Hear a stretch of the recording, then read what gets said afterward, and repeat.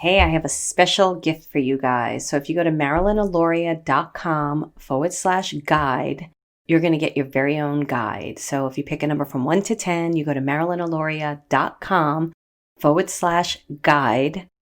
Pick a number from 1 to 10, you're going to get your very own guide, and you're also going to get a message from them down the line. You'll see how it works.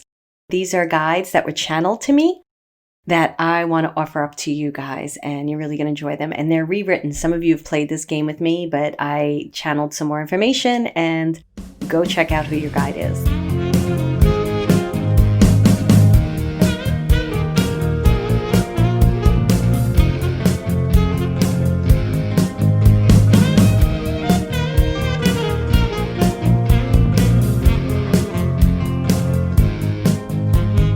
This is Marilyn Alauria, psychic medium, teacher, founder of Membership for Your Soul and Soul Finder Academy, and welcome to Who Can It Be Now podcast.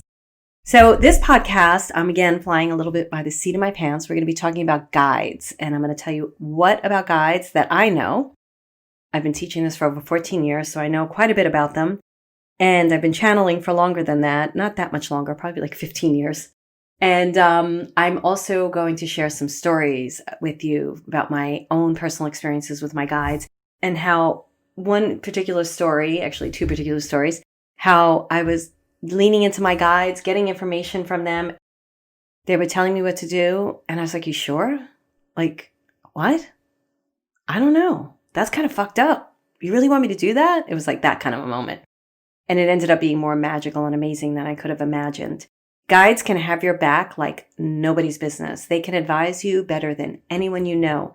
You have all this information inside your soul and your being, and they are there to reflect that information to you and to teach you that information. So let's talk about what is a guide. And I'm going to tell you why I'm flying by the seat of my pants again. So a guide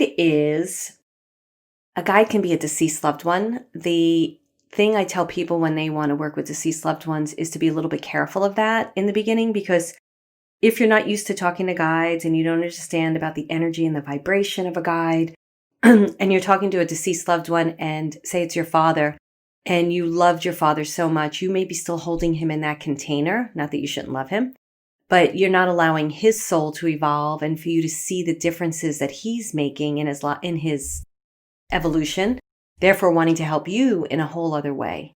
So I usually tell people to start with somebody else first before they go to a deceased loved one, because I just find that people have a difficult time really hearing the soul of the deceased loved one on the other side, because they're expecting them to sound like the person they knew on the earth plane and to answer like the person they knew on the earth plane.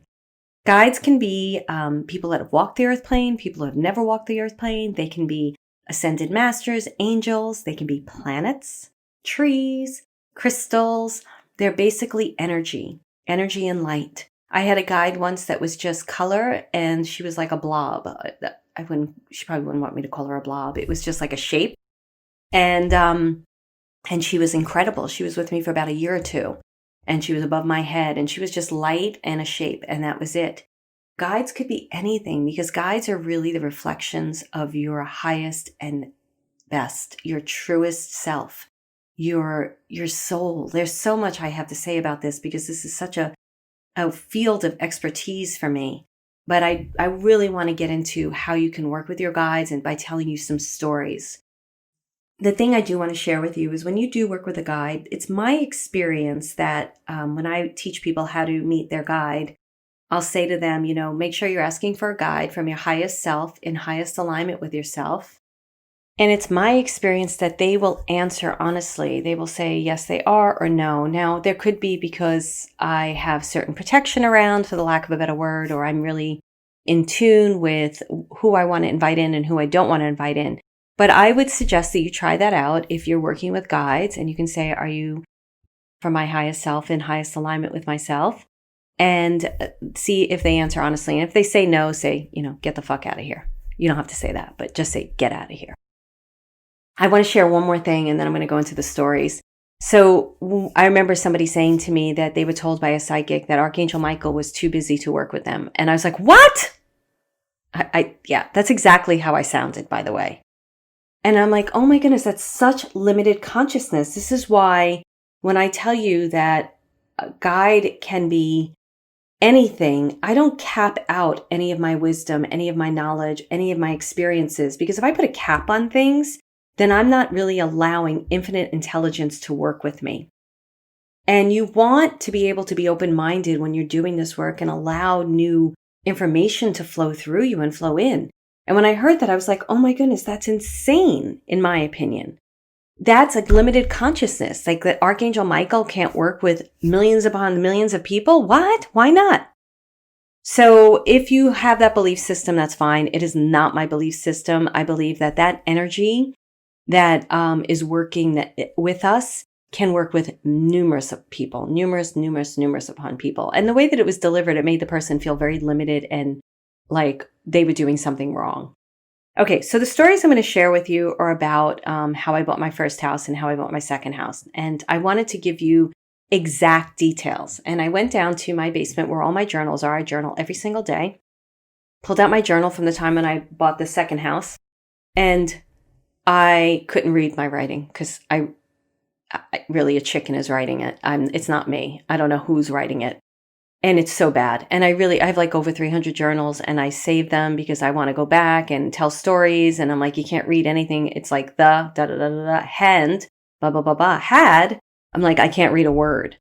So then I went to my meditations because I have channel sessions from all these times and they're not organized.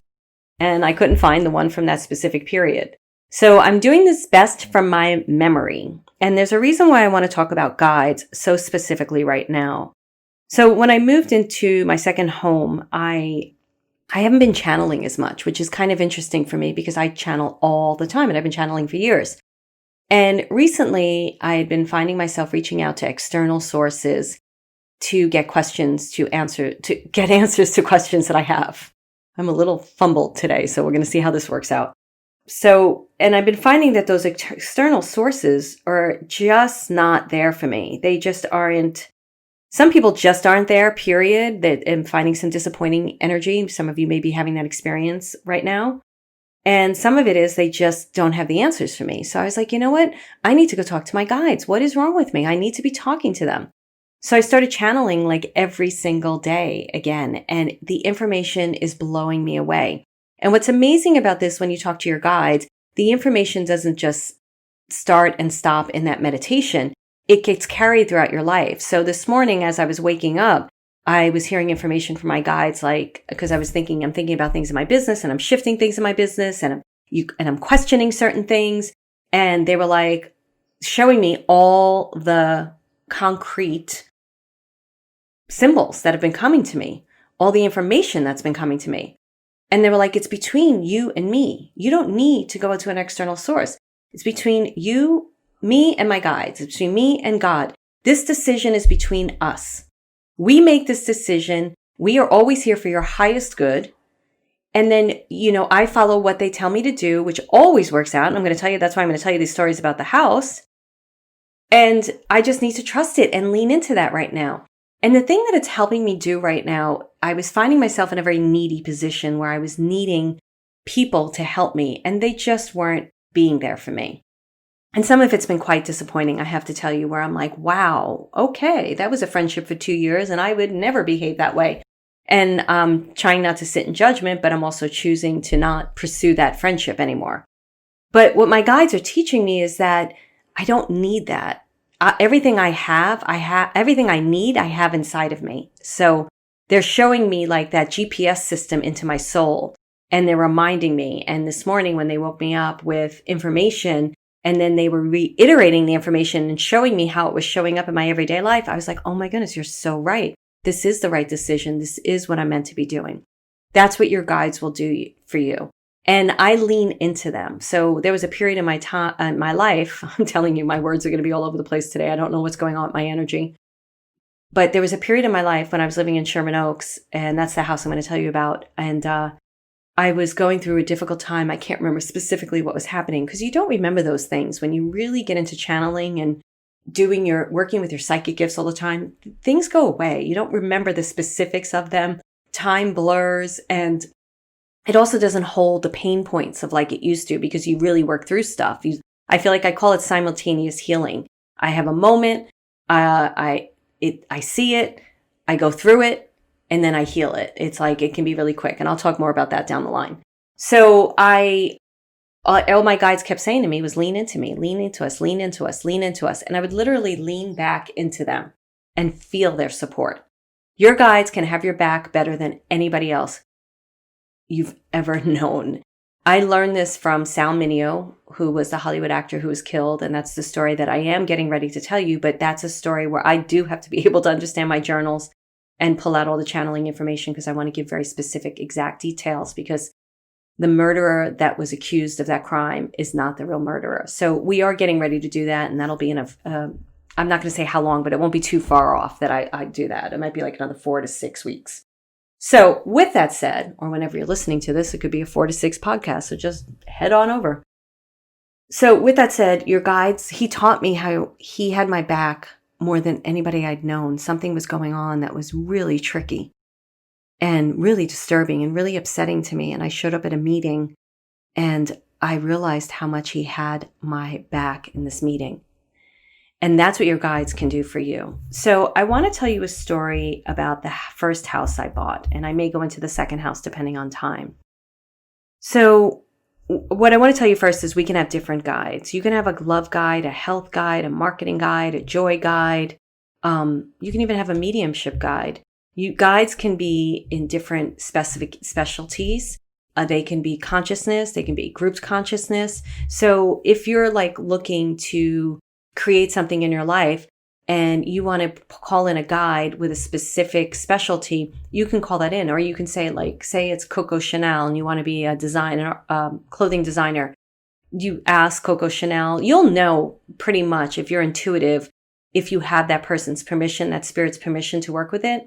But usually you do if you're called to it. And then you say, Coco Chanel, may I work with you? And then Coco Chanel's like, yeah, sure, man, I'm here for you. Not that she would speak that way. And she starts working with you. Now, the thing is that when you're drawn to a specific person in history, it's because that usually you have those character traits. You can also use people that are alive. There are many times I'm walking down the street with Oprah's energy, or it used to be Tony Robbins or Gary V. There's many times that I've called in specific business mentors when I was going through a troubling time, and I've called their energy in and pretended to be walking down the street with them, having a conversation with them, and I could really feel their answers coming in. It's so magical how you can get clear, concise information. This is the stuff I teach. This is how good it is. So I was looking to buy a house because my father was giving me the down payment, which I shared in another podcast. And there was a specific amount he would let me spend. And I was living in LA and there weren't many houses at this price point. And he was like, that's all you're allowed to buy. And I could have went higher because of mortgage and stuff, but he was like, nope, you're only allowed to spend this much. He drove me nuts, to be honest with you. So I had a friend who was a realtor at the time, and she's actually still a realtor. We're not friends any longer. And I was searching for the house with her. And I just couldn't find what I wanted at this price point. And her husband had a short sale. And my guides were urging me to go see that house. Now, this is my first house. I didn't know what I wanted. During this period of time, my father was driving me nuts. Yeah, I'm grateful for him for giving me the down payment. But I'd get a call and it would be like, I have to live with you. If you buy this house, I have to live with you. Now, you don't know my father. He was worse than Oscar Madison. Literally, you would walk into his bedroom and you couldn't find him, because there was just junk and garbage everywhere. I'm not lying. I should have took pictures of it, but I was so ashamed of it, I couldn't. And I'd be like, you're not living with me. And people around me would say, just tell him he can live with you. He won't come. And I was like, no, I'm not going to lie to him. So I was like, you're not living with me. Keep the money. Then he'd call me back a week later and say, okay, you could have the money. And then I'd go through other torturous things that I am not ready to reveal just yet. But I love my father. I forgive him. I'm very grateful for what he did for me. I really am. So I went in to see this short sale house, and I walked into it and it was covered. Come to think of it, it was actually like my father lived there. It was just covered in stuff. And there was these two guys living there, and I don't know I guess they sold things on eBay, but I mean, it was disgusting. But all I could see were the high ceilings and the brick chimney and the light and the windows. And I was like, oh my goodness, I want this house. I want it. And I was walking around the house and I could feel my guide saying, this is the house, this is the house, this is the house. And I went out to the backyard. It was very small and I really wanted a backyard. And I went into the bedroom and there was a disco ball over the bed. I kid you not, with a picture of one guy giving another guy a BJ. But it was really, it was nice. I understand the decor. It's okay. And the house was just disgusting. And my guides were like, this is the house. I was like, okay, sure. And they were like, this is the house. So I went home. I meditated on it. I put a bid in and I was really questioning it because it's my first home and the house was in shambles. And my guides must have did this because my father called me up and he said, it's either this house or nothing. And I was like, oh my goodness, I got to get this house now. And then problems with the escrow paper didn't go in. I mean, it took like 2 months to get this house.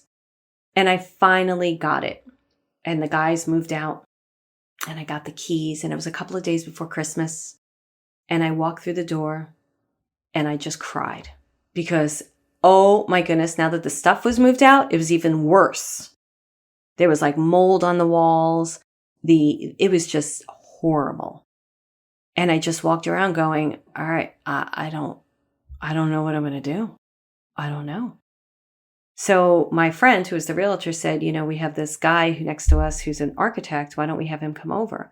And I was like, I can't afford an architect. This is insane.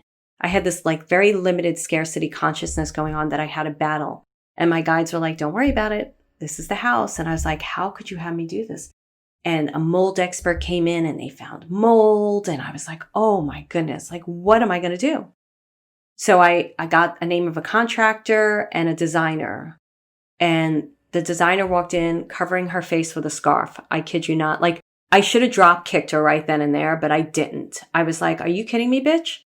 And the contractor's walking around going, okay, well, this is going to be blah, blah, blah amount of money. And I was like, what?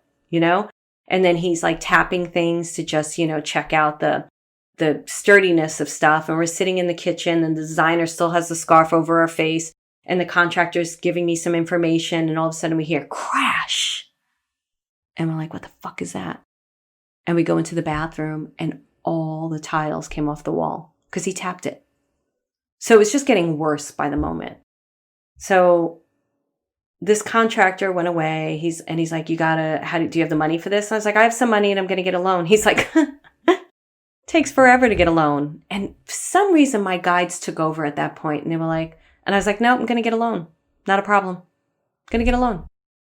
So my friend introduced me to this architect, John Browse. He's in LA. And he came over and he must have took pity on me because this man does incredible houses and work. And he gave me an incredible rate and just took me under his arm. And he drew up designs. Now, I didn't really grow up in a home, so I never really had a home. And there's a lot I could tell about that story, but I'm not going to right now. And I remember going to his office and pulling up a seat. And I was like, it was so interesting because there was my higher self must have been taking over because there was a smaller part of me like, what am I doing here? I can't afford this. Like, who is this person who's sitting up on a stool with an architect and he's pulling out the blueprints and he's showing me this beautiful island that he's going to make in the kitchen. And tears are coming down my face because I'm like, oh my goodness, I'm going to have a house. I'm going to have a house that like I've always wanted, always dreamed of. And it was really like a fragmented conversation, but not so much. Like my guides, my higher self were leading the way. So little Marilyn, past Marilyn, the one that dreams with brackets on, didn't have much of a voice. So John brought in some contractors and why can't I remember the contractor's name? He's got a TV show now. Oh my God, Kiernan. So Kiernan was the contractor I chose. He gave me the best price. We got along great. He used to be a magician and they started working on the house and they gutted it. And I remember going in when it was gutted and I felt so good. And I called Kiernan up and he said, hoping that's his name. And he said, I was like, oh my goodness, it's amazing. He goes, oh my goodness, most people walk into a gutted house and they're like crying. I'm like, no, this is great. So remember that vision book I mentioned in another podcast? I said how I was putting all these pictures.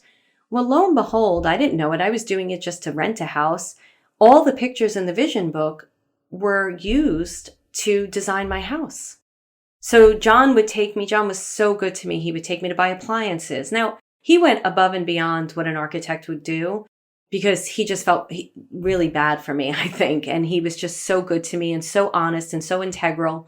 And I went and bought appliances, and then we'd go to the tile store, and I knew exactly what I wanted, down to the doorknobs, down to the knobs on the kitchen cabinets, down to the color of the kitchen cabinets. Everything was in that vision book. So months later, the house was done, and it was gorgeous, absolutely stunning. And I moved in, and I was still really scared because I was now in $150,000 worth of debt. Not talking about my mortgage, credit card debt, the loan. And I was scared. And I was saying to my guides, like, what did you have me do? Like, now I'm in $150,000 worth of debt. And they said to me one night, look, you're not allowed to think about this debt anymore. Every time you think about it, you have to put your hands up in the air, and they literally physically had me do it. And you have to hand the debt over to us. For 3 weeks, you have to make this promise to us that you're not going to think about the debt. And I said, okay. Day one came, debt, debt, debt, debt, debt. You know what that's like. And I'd put my hands up in the air and be like, all right, it's yours, it's yours, it's yours. By the third day, this entire course dropped into my system called the 28-Day Challenge, Constant Communication with Your Guides. And I was so excited by this class to teach people how to communicate with their guides and learn how to work with their guides through clairvoyancy, clairaudience, empathic ability. Their first guide, their higher self, which was my first guide. And I was like, this is amazing. So I sat down and I started writing it. And it was not like 2 or 3 days later, the entire solution of how to get out of debt dropped into my system. And within, I think it was 4 months, I was completely out of that debt. And it was incredible. And that course actually opened the door to Membership for Your Soul, to the platform I'm teaching now. Because I was invited then on telesummits to teach, and I would sell that digital class. And that digital class, like, people loved it so much because I'm very experiential and creative in my teaching, and they just loved it. Like, it changed people's lives. It's in Membership for Your Soul now. We don't have it for sale because it's an old class that's on audio, but it's still really, really good. If anybody wants it, you can email me at info@whocanitbeanowpodcast.com. I don't know what's wrong with my brain today. So that was my house, right? So the house was stunningly beautiful. And I loved it. I really, really loved it. And after being there for about, I think 5 years, I started feeling this itch to leave LA. I was over LA before I bought that house. And then when I got that house, I loved it so much. And I was in Sherman Oaks. I was in a different area. It was okay. But then I really, really was getting tired of living there. And I just hated LA. And I would go into meditation and I, ask my guides, where am I moving? Where should I move? And they wouldn't tell me. And I'd spend nights where I would be looking at real estate, or I knew I wanted a small town. I knew I wanted nature. I knew I wanted hiking trails. I knew I wanted a slower paced life. I just knew I wanted to walk out my door and be on trails. I didn't want to have to drive 45 minutes of traffic or have to go to a trail at 5 a.m. to miss the traffic to get into nature. I was done with city living and I just wanted a different life. But I didn't know where it was. And they wouldn't tell me. And so I was constantly Googling small towns, great places to live in America. I went to so many different areas. I went to Central California. I didn't like it there. I went to different areas. I went to Bainbridge Island in Washington. I loved it. I thought it was beautiful, but the realtor annoyed me. I went and looked at a house, and she looked at a bunch of houses. And then by the last house, I was like, oh my goodness, this is the house. This is what I wanted. This is what I was telling you. I was so excited because it was modern farmhouse, which I love. And when we got back in the car, she was like, you can't be that way here. People will not like you if you're like that here. And I was like, whoa, what do you mean? My personality? So it kind of put a damper on that, even though that's not representative of Bainbridge Island, because I think Bainbridge Island is gorgeous and still considering it. So they wouldn't tell me. And I kept hearing about Marin County in Northern California. And I was thinking about taking a trip up to Marin County. And I would sit with my guides and channel and I'd be like, okay, is it Marin County? And they just would not tell me. But instead, they showed me this big yellow and black butterfly, and I'd never seen it before. And I was annoyed. So I'm like, should I go to Marin County? Should I go on vacation there? No answer, just a big yellow and black butterfly. So I finished my channel session because I was annoyed, and I was like, I'm just going to go out for a hike. And I went out my front door, and what's flying around my front yard but a yellow and black butterfly? Now, I'd been doing this work for so long. And there are moments like this where I just stop in my tracks and I cry. And that's what I did. So I made a trip to Marin. And the night before I was supposed to go, my guides told me to go to this clothing store, Soto, in LA. They said, go to the store. And I was like, I don't need anything. They said, go to the store. So I went to the store and the manager was there. I can't remember her name right now. And I told her I was going up to Marin. She's like, oh my goodness, you're going to Marin? My sister-in-law is a realtor there. You have to meet with her. Now, I hear things like this, and I'm not the type of person that will usually, it depends. I'm pretty friendly, but sometimes if I want to go on a trip, I kind of just want to do my own thing. So I was like, yeah, that sounds great. I went home. She texted me her information. I called Isabel, who's the realtor, and Isabel said, great, you're coming up here? Yeah. And she was telling me about the place. So I came up and I went to Mill Valley and stayed at a hotel. And it was very pretty. And I met with Isabel, and Isabel was just so sweet. And the way that I know if I like a place is by looking at houses. It's just how I get a feel. Remember I said, I didn't say it. I've recorded this one a few times because I'm having a day, but I have to record it today. I talked about I'm very, very, very sensitive to space. So going into houses, I'll go and see 100 houses before I bid on a house. I did that in LA. With the houses, I went to see so many houses, and I did it in Marin, which I'll tell you, but you're going to hear that story. But so it was great that she wanted to show me all these houses, and I was like, oh, it's great. I like it. Yeah, it's good. And I went home and was thinking about it, and that was September. And then all of a sudden in January, my guides were like, you got to go back to Marin with the dogs. It was early February. They were like, you have to go back. So I was supposed to go to a friend's birthday party. It was a 50th birthday party. And I was like, I can't go. I have to go up to Marin. And I took the dogs and I came back up here, and Isabel showed me more houses and showed me things with the dogs. And I was like, it's so stunningly beautiful in Marin County. And I was like, that's great. And I had moments with horses, and it was just so beautiful. And I went home and I was like, that's it. I'm moving to Marin County. I was miserable in LA. So I started looking at houses. I didn't have a down payment. I would have to sell my house to get the down payment. And I would look online and I would call Isabel up and I'd be like, what about that house? What about that house? And there was a house that came on the market that looked really promising. And Isabel, I wasn't able to reach her, but I reached my realtor in LA and I said, I think I have a house in Marin that I want. Now, Marin and LA are both top markets, very difficult. And my LA realtor was like, well, maybe they'll be contingent and they'll wait till you sell. And Isabel, who's my Marin realtor, was like, they're not going to do that here. Houses are going like hotcakes. I'm not giving you my realtor's name in LA because we no longer speak, and I'm not going to badmouth her. So I saw a house that I was very interested in. So my realtor in LA said, all right, you ready to sell? I said, yeah. So she's like, they're the same realtors who sold me my house. She's like, okay, my husband has possible buyers. So let me have them come by. And now she didn't feel my house was worth much. And she felt like it needed to be staged and everything. So during this time I was meeting with stagers, and the stagers would walk in and be like, your house is gorgeous. You don't need a stager. And I would be like, I know, but the realtor felt like I did. I share this all with you for a reason, because my guides the whole time are telling me what to do.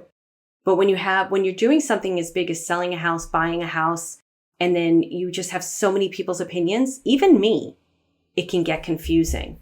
So she came over to the house before the potential buyers came over, and she could tell like it was cleaned up a bit, even though I'm not messy. I know I keep saying that on this podcast, but I swear it's true. I said it in another episode. And they came into the house and they loved it. And I knew what I wanted to sell my house for. I had an idea, even though it wasn't necessarily the market price. So they left, and we pretty much knew they would make a bid on it. And I got the bid, and I was talking to my friend who's the realtor, and I was like, well, is this a fair bid? Is this a good? She's like, it's a great bid. And I started talking to other people, and they were like, oh, no, you can get more. There is no way you can get more for that house. And I went to my brother and my guides. That's why I said I don't have the details, but I'm giving you all the details. So I'm going to go back and remember them. My guide said, call your brother. Now, I very rarely went to my brother for help because my brothers are very strong men.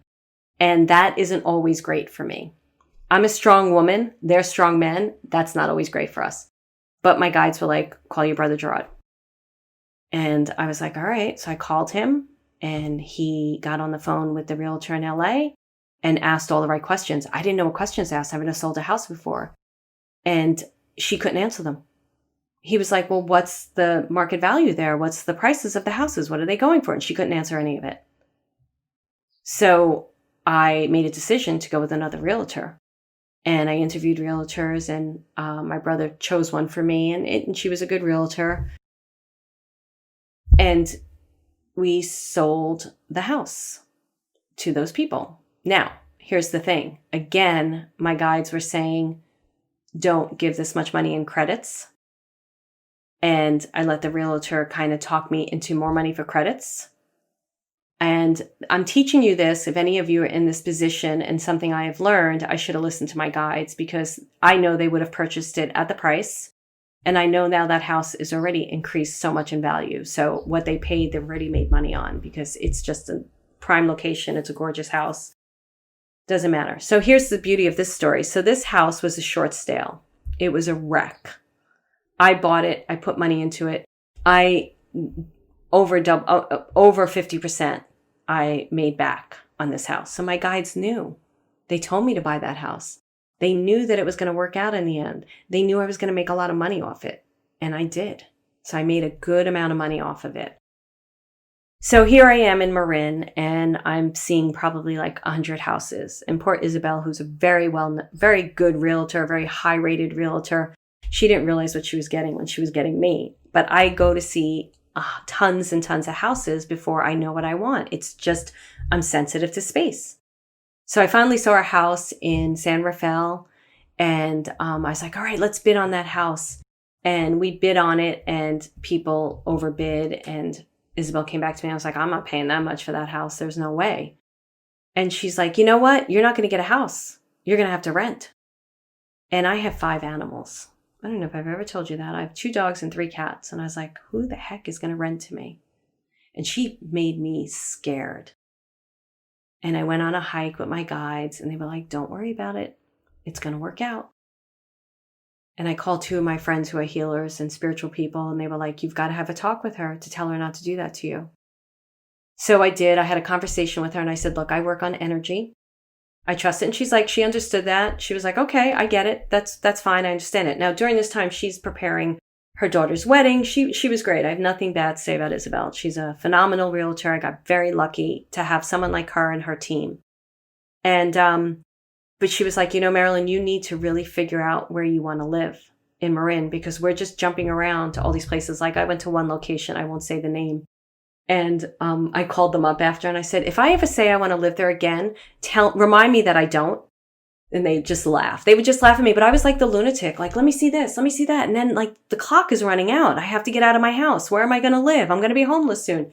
All during this, my guides kept saying May 7th, May 7th, May 7th, May 7th, May 7th. But I wasn't listening to them. I was like, what's May 7th? I don't know. And then they said April 21st, April 21st, April 21st, May 7th, April 21st.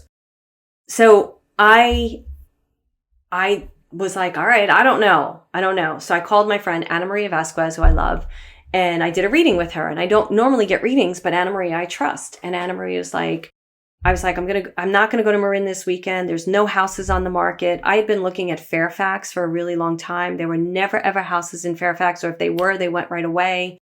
I was like, I'm just not going to go this weekend. I'm so tired. I was flying up there every weekend. And Anna Maria said, first of all, you have to talk to the trees because the trees are going to bring you to your house. And second of all, I want you to go there this weekend. You need to go there.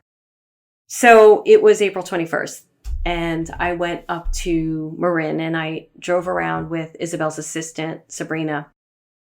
And we focused on the Fairfax area and Woodacre and Forest Knolls. And we went to a bunch of houses and we were laughing through the whole time. And I finally realized I wanted to live in Fairfax. I was like, that's it. I want to live in Fairfax. And there was one house on the market that had been on the market for a while. And we knew that I could probably make a deal because the houses flew off the shelves here. So there are multiple. One house that I decided not to bid on got 22 offers. Like that's what the market was like here. So I was like, all right, it's Fairfax. I know it. Yay. And I went home and I told Isabel, it's Fairfax. Yay. There's that one house. Can you get the disclosures? And my guides are like, do not bid on that house. And I started listening. And they were like, don't bid on that house. More houses are going to come up for sale this weekend in Fairfax. And I think they said, this is where I wish I had the specifics. I think they said like Thursday or something, more houses are going to come on sale. And they said, don't bid on it. But I was like, I got to bid on it. I got to move. My clock is running out. That's the only house that's available. I've got to do it. And they were like, don't do it. So lo and behold, 2 houses came on the market in Fairfax that were in my price range. So I booked a weekend trip. I was like, that's it. I'm going up there. I'm going to go check out those houses. I'm going to check out the one house that's still on the market. And I come up to Fairfax and it's Saturday, April 28th. And the one house that I wanted to look at wasn't going to be open until the day after. You know, a couple of houses weren't going to be open until that Sunday, and it was a Saturday. But as I was driving to one of the houses, I noticed that the house had an open house. So I came up the street. I came to this house and I went through the front door, and my body was just shaking, absolutely shaking. And I was like, oh my goodness, this is the house. This is it. And there was no cell service, so I couldn't call anybody. I went through the house. I was the first person, I think, that walked through the open house. I went down the street. I called my friend Rita, one of my best friends. And I said, oh my goodness, I found the house. I found the house. And she's like yelling at her daughter, say Hail Marys, Marilyn found the house. Like everybody knew what I was going through because I was going to be homeless soon. And then I called the realtors and I said, let's try to make a preemptive offer. I found the house. This is the house. And they were at the wedding, but they were on the phone with me. They were there, and you know, they were there for me. Isabel's, Daniela was her name, her partner. So I go to the second house and I run into this guy who's also looking at houses. He left Sherman Oaks like a year ago and my battery dies on my phone. So I don't know where I'm going. I don't have a friggin' plug or a thing. And I'm like, can you give me a plug? Do you have an extra one? And he was like, just drive around with me. I'm going to go see the houses too. So I get into the car with him. We start driving around. We go up to the house. I didn't tell him that. Like, I was like, you're going to like the one. I'm not going to say the drive, what street it was. Let's call it Fern. You're going to like the one on Fern. And so we drive around and see like a couple, like 2 or 3 houses. I can't remember what was on sale. We come into Fern and he's like, he likes this house too. So now I know I have competition. So I go to the hotel that night and I talk to my guides and they said, because I'm like freaking out. I'm like, I'm going to have to overbid by $200,000 or whatever. You know, I'm going to have to get this house. I got to get this house. I have to have this house. And my guides are like, relax. More houses are coming on the market on Wednesday. And I'm like, that's insane. You know, there's never any house. I've been watching Fairfax for I think it was like a year before I moved here. And they were like, nope, more houses are going to come on the market. So that Sunday, I went back to all the houses with the realtor assistant. I think it was Sabrina and I went around. And I just wanted to see them. And I'm meeting more people that are looking to buy, another woman from LA. So there's this competition. We're just walking around. We're all checking out the same houses. And I go back to Sherman Oaks and they won't accept a preemptive offer. So they said that they'll accept offers the weekend, and the house they're accepting bids on May 8th, is what they said. They were accepting bids on May 8th. So I had another weekend. So I came up here. Oh, no, before that. So they're accepting offers on May 8th. The Wednesday before the weekend, I got up, I went check the real estate listings, and like 3 more houses in Fairfax came on the market.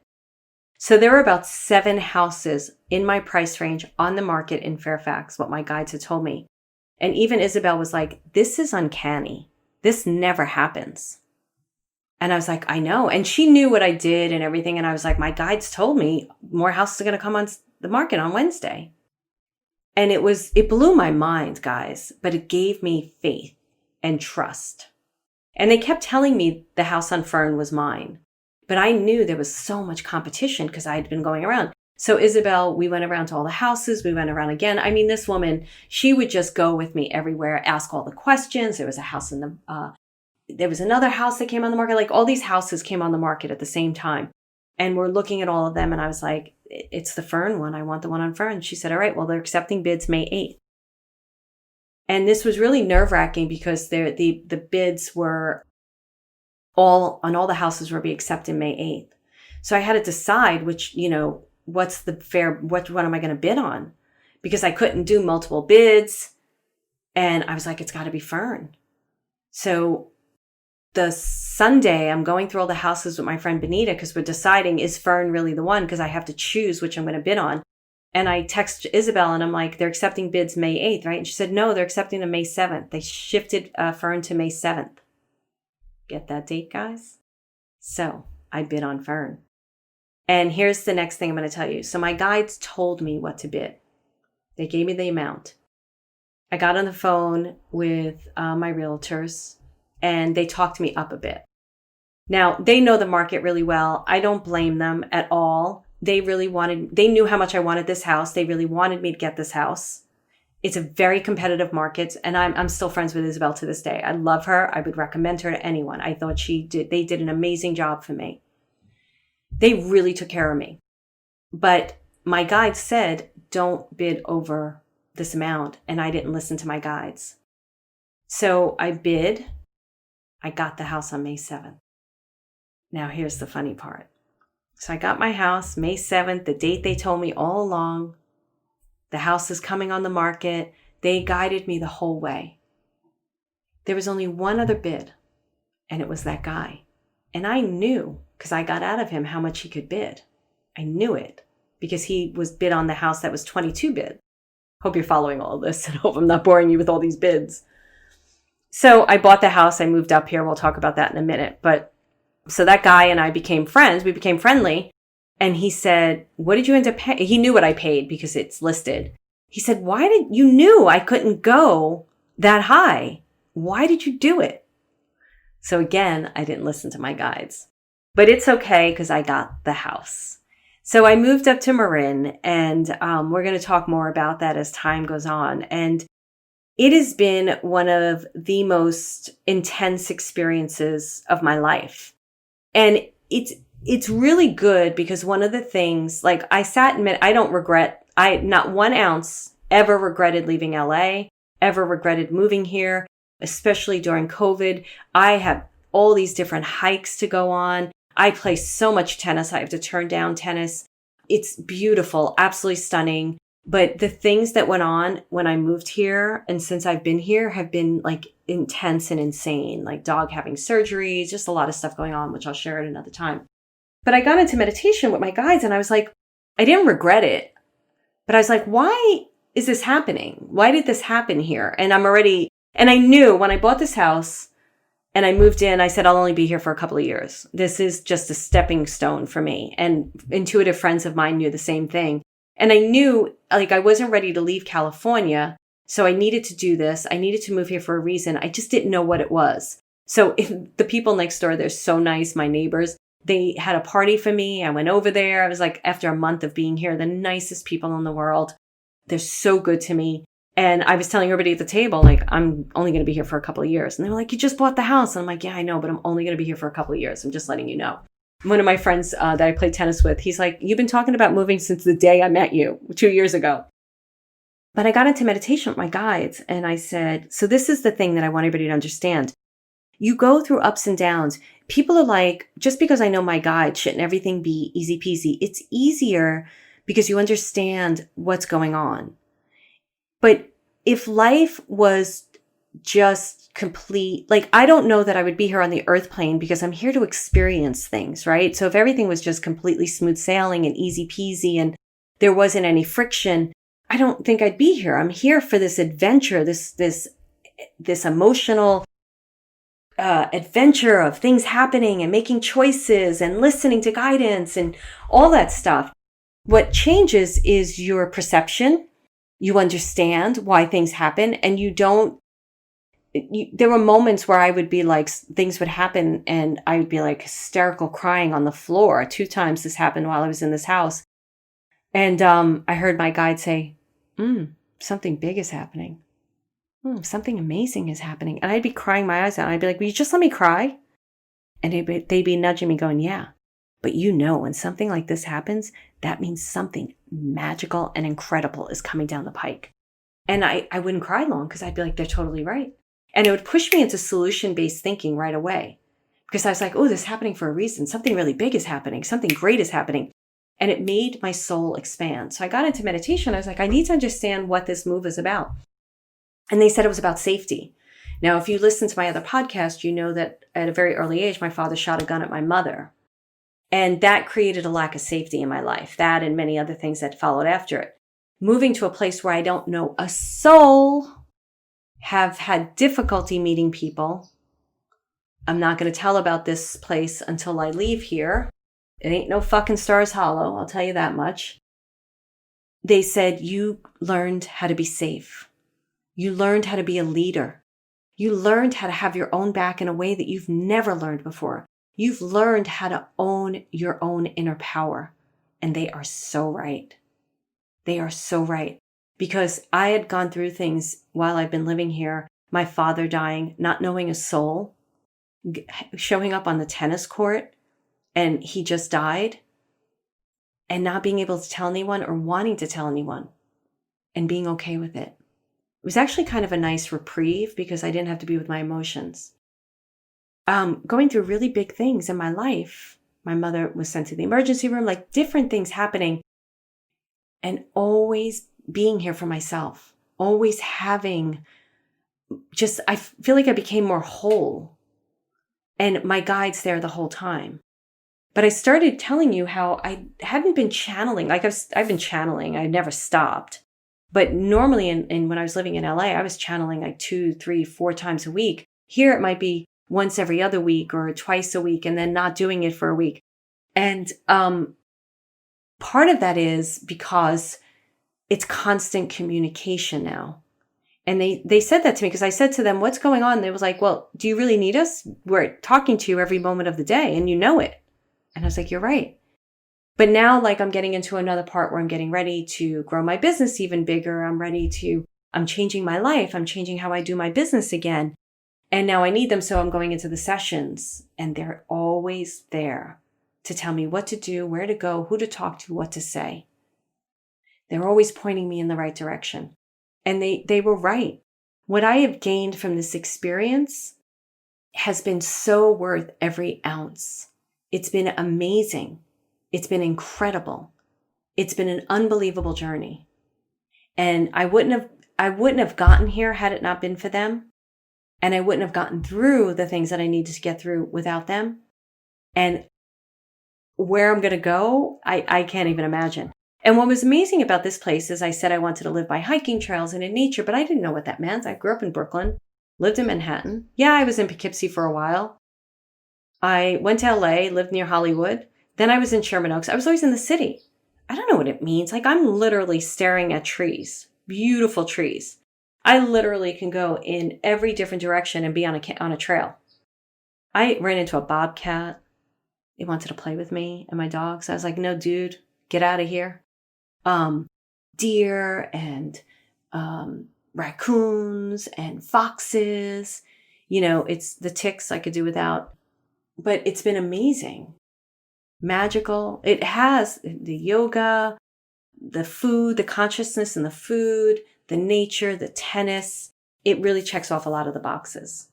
So that is why getting in touch with your guides, it just changes your life forever. It is worth every second. It makes me understand why I'm here, what I'm doing here. And there's just so much. There's so much I want to share with you, but I actually have to get ready to go to a tennis game. So that is my story that I wanted to share with you. And I hope you enjoyed it. Remember, you can get a guide, your own very own guide, at marilynalauria.com/guide, GUIDE, guide. And pick a number from 1 to 10. You'll see it, and then you go and get a guide. And I really hope that you enjoyed this. Please, please, please let me know. And I look forward to sharing more stories with you in the future next week. I don't know what's going on. Did you ever notice that the energy in the world is like, woo, and it's like, just takes you on a ride. So I thank you. I want you to share, subscribe, and so you can get the podcast every Thursday. And please do, if you have any comments at all, you can reach me at info@whocanitbenowpodcast.com, whocanitbenowpodcast.com. And I really look forward to hearing from you. Thank you so much, and have an incredible day or evening whenever you're listening to this. And I can't wait till you meet your guide. I'll talk to you soon.